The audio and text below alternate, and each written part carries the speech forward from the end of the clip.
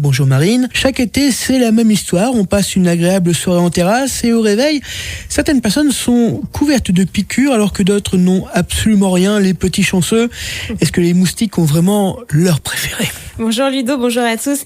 Figure-toi que oui. Et la première chose à savoir, c'est que seules les femelles moustiques piquent parce qu'elles ont besoin des protéines qui sont contenues dans notre sang pour produire leurs œufs. Les mâles, eux, se contentent de nectar. Mais comment font-elles pour nous repérer aussi facilement ?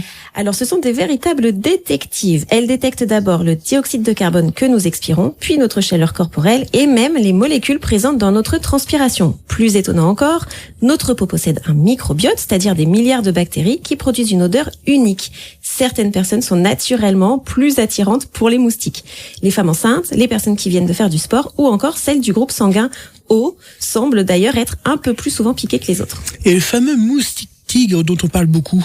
Alors lui, on le reconnaît facilement, il est assez petit, noir, avec des rayures blanches et surtout il pique principalement en journée. En France, il est désormais présent dans de nombreuses régions. La plupart de ses piqûres sont d'ailleurs sans gravité, mais il peut transmettre certaines maladies comme la dengue ou le chikungunya si il a lui-même piqué une personne infectée. Le risque reste faible, rassurez-vous, mais si une forte fièvre après un retour de voyage en zone tropicale arrive, ça mérite toujours un avis médical. Alors si on se fait piquer, quel est le bon réflexe ? Le plus important, c'est d'éviter de se gratter. Pas facile à faire. Cela entretient l'inflammation si on se gratte, ça peut favoriser une infection. Une compresse d'eau froide ou un gel apaisant, ça va suffire souvent à calmer les démangeaisons.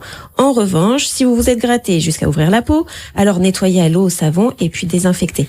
Bien sûr, si la piqûre devient très rouge, que c'est chaud, douloureux, que ça gonfle beaucoup ou que ça s'accompagne de difficultés à respirer, ça ressemble alors à une allergie et il vaut mieux consulter. On entend tout et son contraire sur les répulsifs. Est-ce qu'on peut vraiment leur faire confiance ? Oui, on peut leur faire confiance. Les répulsifs contenant du DET, de l'icaridine ou de l'IR3535 sont bien étudiés et considérés comme très sûrs lorsqu'ils sont utilisés conformément aux recommandations. Dans les pays où les moustiques transmettent des maladies, ça reste quand même la meilleure protection. En revanche, on voit aussi souvent les bracelets anti-moustiques, les bougies à la citronnelle ou les applications sur smartphone. Tout ça, ça n'a jamais vraiment démontré leur efficacité.